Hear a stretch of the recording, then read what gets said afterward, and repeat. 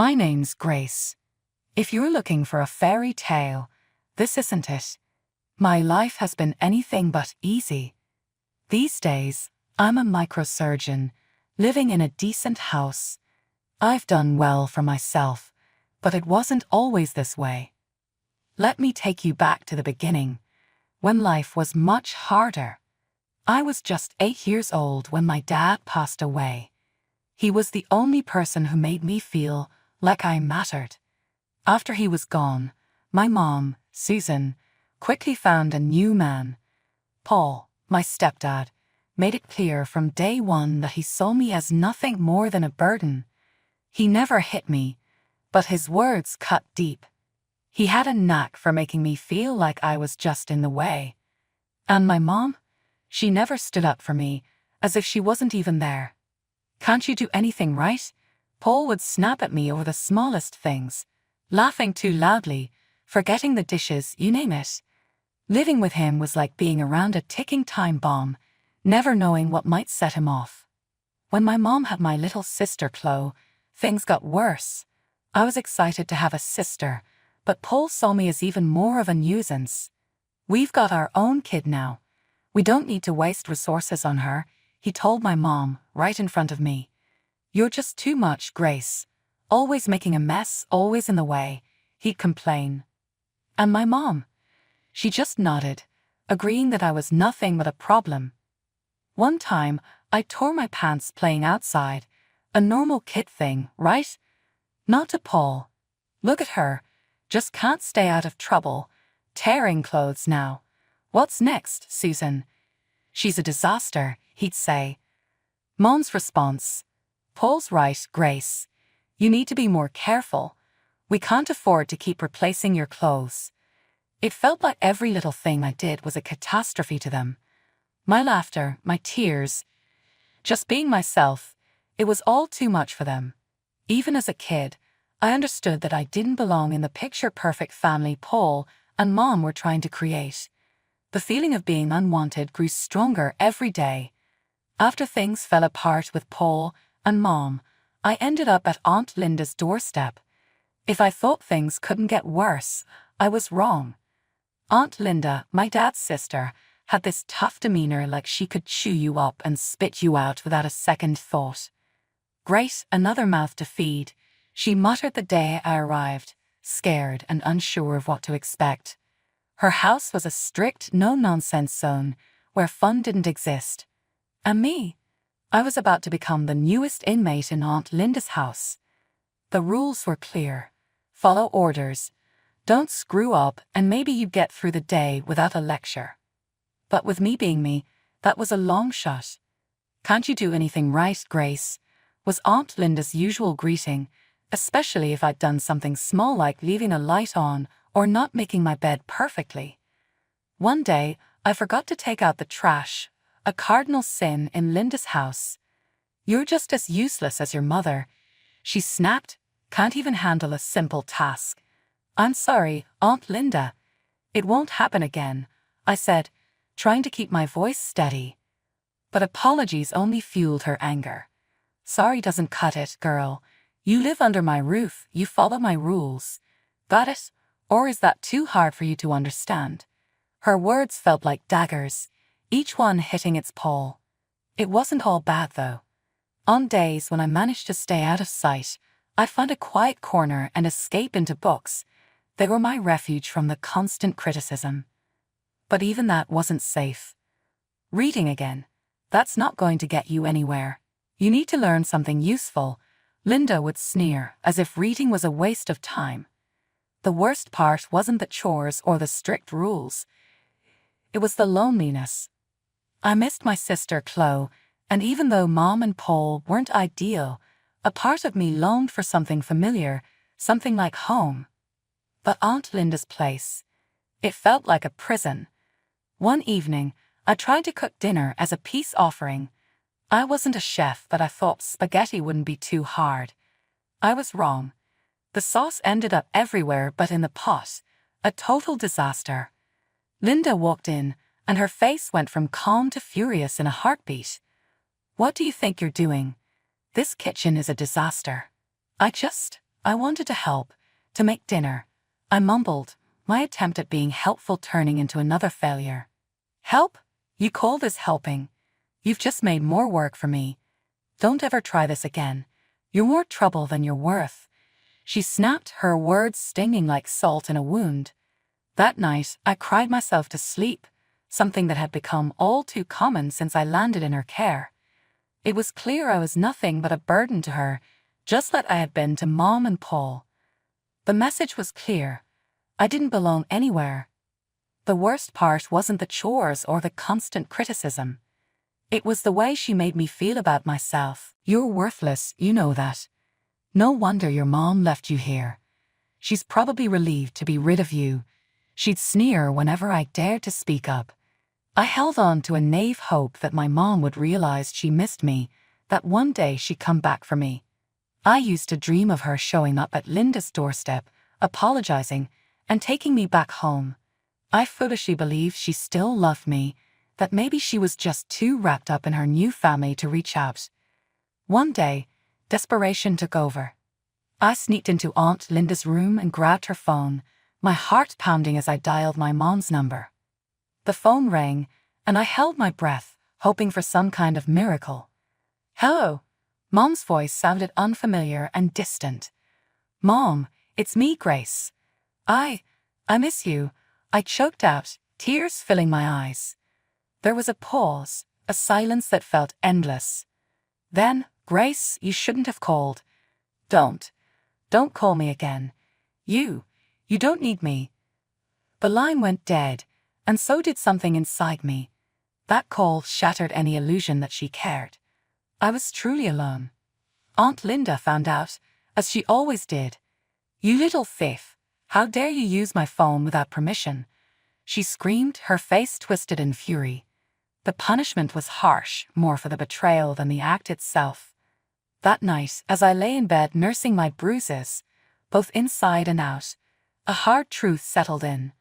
My mom didn't love me. She never would.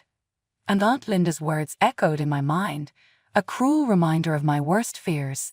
No one needs you. After everything with Aunt Linda, I ended up on Grandma Judy's doorstep, my bags feeling like they were filled with rocks instead of clothes. I wasn't sure what to expect. My memories of Grandma were blurry, and Aunt Linda's parting words, "Good luck with her, you'll need it," didn't help.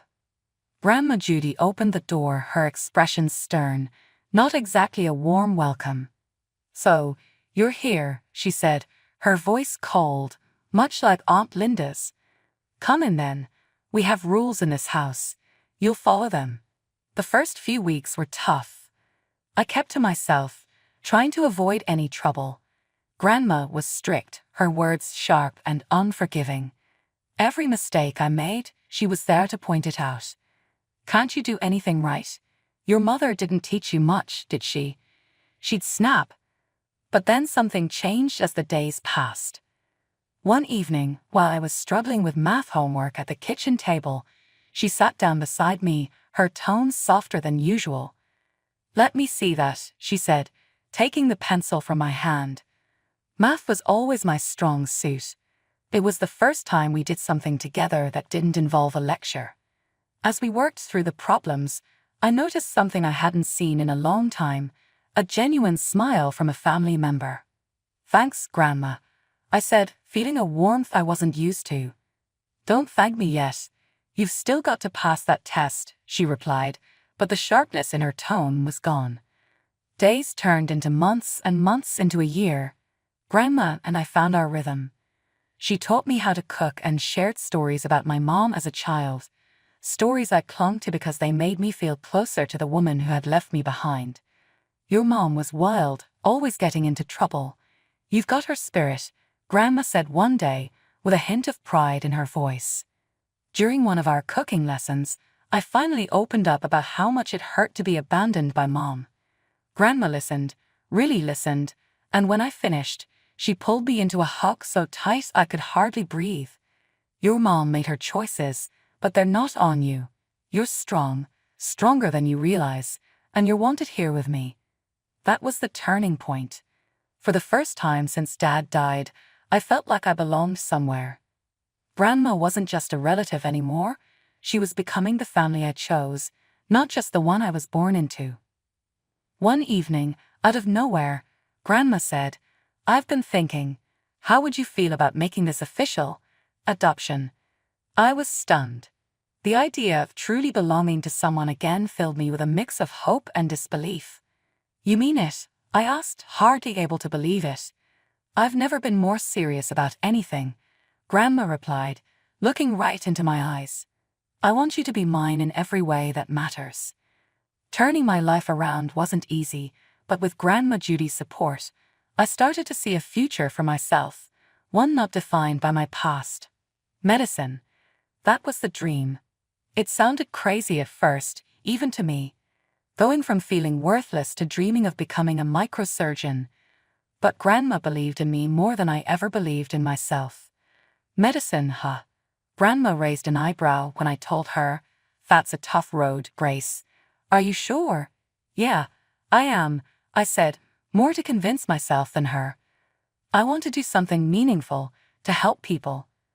Grandma nodded, her expression softening. "Then you'll do it, and I'll be right here cheering you on." Getting into medical college was my next big challenge. The books, the late nights, the endless exams. It felt like jumping into the deep end without knowing how to swim. But every time I thought about giving up, I'd remember Grandma's words, her unwavering faith in me. That's what kept me going. The day I got my acceptance letter, Grandma and I sat at the kitchen table, the letter lying between us like a prize. "I knew you could do it," she said, her eyes misty. "I couldn't have done it without you, Grandma," I said, feeling a lump in my throat. "None of that now," she waved it off. "You did the work, kid. You earned this." Medical school was a blur of sleepless nights, relentless studying, and the constant pressure to prove I belonged. I made friends, but I always felt like the odd one out, the girl who had fought her way in from a world they couldn't understand. "Hey, Grace, you coming out with us tonight?" a classmate, Tom, asked one day. "We're celebrating the end of exams." I hesitated, thinking of the mountain of study material waiting for me back at my dorm. "I don't know, Tom. I've got so much to catch up on." "Come on. Everyone needs a break. You aced the exams. If anyone deserves to celebrate, it's you." Maybe he was right. For once, I decided to let go and just be another medical student, not the girl with something to prove. That night, I laughed and danced, feeling lighter than I had in years. But as medical school continued, the challenges only grew tougher. There were times when I felt completely overwhelmed, drowning in knowledge I feared I'd never fully grasp. After one particularly rough day, failing a simulation test, I called Grandma, trying to hold back my tears. "I don't know if I can do this, Grandma. It's just so hard." Grace, her voice was firm but gentle. "You've faced harder things than this. You're going to be an amazing doctor. Now, dry those tears and get back to it. You hear me?" Her words were like a light in the darkness. I dug in, refusing to let this dream slip away. I studied harder, pushed myself further, and slowly, things began to make sense. The day I graduated, Grandma was in the front row, her face glowing with pride. "I told you, didn't I? My granddaughter, the doctor," she said, pulling me into a hug that felt like home. "Thanks, Grandma," I whispered, holding back my tears, "for believing in me when no one else did. Always, Grace, always." Graduating from medical school was a huge milestone, but it was the internship that truly tested me. Long hours, tough cases, and the constant pressure to prove I belonged. Whenever I felt like I was drowning, I'd remember what Grandma Judy taught me about strength and perseverance. "Remember, Grace, it's not about how hard you hit. It's about how hard you can get hit and keep moving forward," she'd say, her voice a steady presence during those grueling nights at the hospital. Our conversations, whenever I could steal some time away, were my lifeline. We'd sit in her kitchen, sipping tea, as I shared every detail of my day, each success and setback. She'd listen intently and offer her words of wisdom.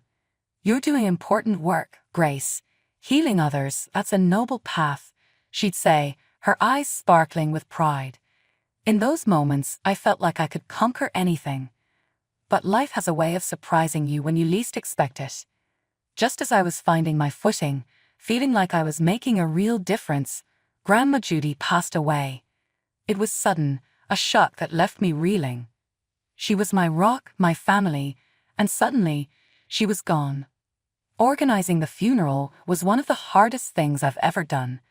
I wanted it to be perfect, a tribute worthy of the incredible woman she was. But as I looked around the chapel, I realized something heartbreaking. There were no blood relatives there, just friends, colleagues, and the many lives Grandma Judy had touched. It was a stark reminder of how alone I truly was in terms of family. Yet, as I stood there delivering the eulogy, I felt a strange sense of strength. Grandma Judy had prepared me well. She taught me to face the world without her, and to do so with grace and courage. After everything, it's just me now, I said, my voice steady even as tears threatened to fall. But I carry a piece of her with me in every life I touch, in every decision I make. She was my family, my everything, and though she's gone, her legacy lives on through me. The silence in my apartment was a rare moment of peace, a break from the chaos of my life. Until the knock came, sharp and insistent, filling the room with a sense of dread.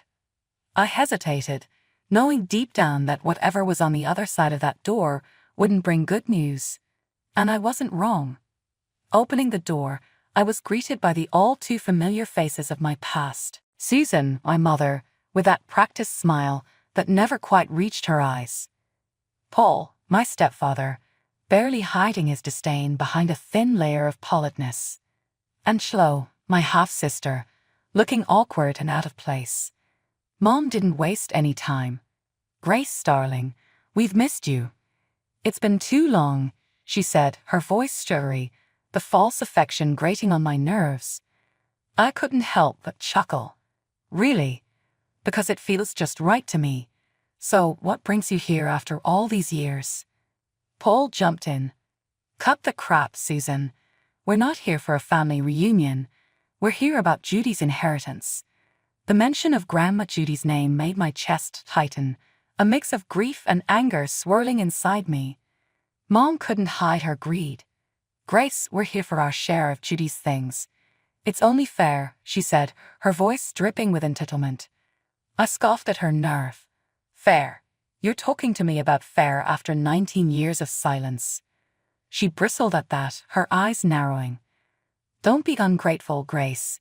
You've done well for yourself, and with Judy's inheritance, it's only right you share. The laughter that escaped me was sharp, almost bitter. Ungrateful. You left me, remember? I owe you nothing. Their audacity was mind-boggling, a harsh reminder of the pain they had caused. Mom's face tightened, a mix of anger and something else, maybe shock. You're rich now, a successful doctor, and Judy's inheritance. You must give us our due or we'll take this to court. We'll claim alimony. That's when I dropped the bombshell. Good luck with that. Judy adopted me, legally. You're nothing to me now. The color drained from her face, and for a moment, I almost felt sorry for her. Almost. Paul's face darkened, his posture stiff as he stepped closer, his voice low and threatening. You think you've won. You'll regret this, Grace. You haven't seen the last of us. But I wasn't scared of them anymore. I've faced worse. I'm not afraid of you. Now, please leave my apartment, I said, my voice firm. In the wake of my family's shameless demand for a piece of Grandma Judy's inheritance, I naively thought that chapter of my life was over. But I was wrong. Their audacity knew no bounds. They had moved into Judy's house as if it was their birthright. Mrs. Henderson, the watchful neighbor, was the one to break the news to me, her voice laced with concern over the phone. Grace, dear, I thought you should know. There are people living in your grandma's house. It didn't seem right not to tell you. Fueled by a mix of anger and loyalty to Judy's memory, I went to confront them. They were lounging in the living room, acting like they belonged in a place that wasn't theirs. "What the hell do you think you're doing here?" I demanded, keeping my anger in check. Paul, ever the provocateur, sprawled on the sofa with a smirk that made my blood boil. "Oh, look who decided to show up. We're just making ourselves comfortable, since we're family and all," he sneered, dripping with unwarranted entitlement. Their audacity was unreal. "You're no family of mine, and you don't belong here. This is my property, legally left to me by Grandma Judy. You need to leave now," I fired back, refusing to back down. Mom, with her twisted sense of reality, jumped in. "Don't be so dramatic, Grace. We're just here for what's rightfully ours. Judy would have wanted it that way." Her attempt to twist Judy's wishes was pathetic. "You have no idea what Judy wanted. You weren't there for her. You have no claim here. And if you don't leave, I'll call the police," I warned, my patience nearly gone. The threat hit its Paul. Paul stood up, trying to intimidate me with his size, but those tactics didn't work on me anymore. "You wouldn't dare," he bluffed, but his confidence wavered. "Try me. You have until the end of the day. If you're not out by then, the authorities will be here," I said, my voice resolute. They realized then that the scared girl they once knew was gone, replaced by someone they couldn't bully. They left, not in triumph, but with the realization that they had underestimated me. As they drove away, I felt a mix of victory and exhaustion, drained from dealing with their relentless greed. For a few days after, a sense of peace began to settle in, but that calm was shattered by a call from Mrs. Henderson. "Grace, dear, you need to come over. Someone's broken the windows at your grandma's place." I rushed over, and the sight of the shattered glass was a harsh reminder of my family's spite. "I bet it was Paul," I muttered, my suspicions voiced without proof. Mrs. Henderson, ever vigilant, offered a glimmer of hope. "You know, I've got those cameras installed. They'd point right over here. Maybe we caught who did it." Together, we reviewed the footage, the grainy images revealing the unmistakable figure of my stepfather, stones in hand, malice in his every move. With the evidence in hand, I made my next call to the police. I explained the situation, my voice steady, the proof undeniable. "I have video evidence of my stepfather vandalizing the property. He's caused significant damage." The officer on the line was sympathetic, promising swift action. "We'll take care of it, ma'am. We have enough to bring him in." True to their word, the police acted, and Paul was detained, finally facing the consequences of his actions. Faced with the threat of legal repercussions, my mother and stepfather did what they always did when cornered. They disappeared. In the aftermath, the silence at Grandma Judy's house felt different. It wasn't the oppressive silence of abandonment, but the peaceful quiet of resolution. The broken windows would be repaired, not just as a physical fix, but as a symbol of my own healing from years of neglect and manipulation.